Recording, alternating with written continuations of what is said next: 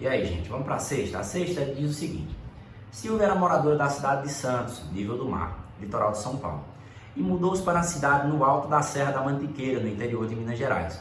Ela continuou utilizando o mesmo fogão e a mesma panela comum para cozinhar batatas, mas percebeu que com a mesma quantidade de água e o mesmo tempo de cozimento, as batatas passaram a ficar menos cozidas do que quando preparadas em Santos. Do ponto de vista físico, qual é o procedimento a ser adotado por Silvia para resolver seu problema? Gente, o que é que acontece? Quanto mais pressão eu tiver, mais força eu coloco sobre as moléculas de água.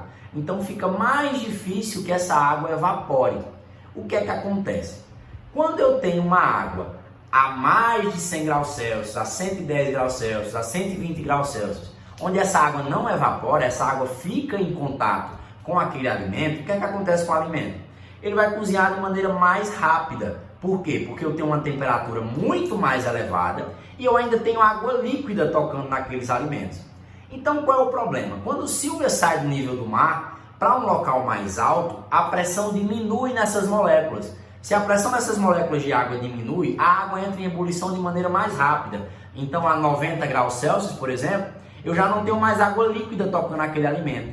Ou seja, vai demorar muito mais tempo para aquele alimento seja cozido. Então qual é a estratégia se eu estou em uma altitude elevada e a pressão é menor? É utilizar uma panela de pressão, que vai exercer uma força sobre aquelas moléculas de água, fazendo com que ela fique mais tempo no estado líquido, cozinhando em uma temperatura maior aqueles alimentos. Ou seja, qual é a alternativa? Do ponto de vista físico, qual o procedimento a ser adotado por Silvia para resolver seu problema? Aumentar a vazão do gás? Gente, isso não é um problema de vazão, isso é um problema de pressão. Passar a usar uma panela de pressão, pois a água nessa condição entrará em ebulição a uma temperatura mais alta. Gabarito, letra B.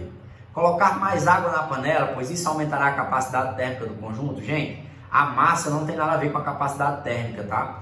A letra D. Acrescentar sal de cozinha à água, pois isso reduzirá a sua temperatura de ebulição. Gente, quase tudo certo, só que isso não reduzirá a temperatura de ebulição, isso aumentará a temperatura de ebulição. Por isso que a letra D está incorreta. O sal até que ajuda com que a água ela ferva numa temperatura muito mais alta, só que ela aumenta a temperatura de ebulição e não diminui, tranquilo? Sexta questão, gabarito, letra B.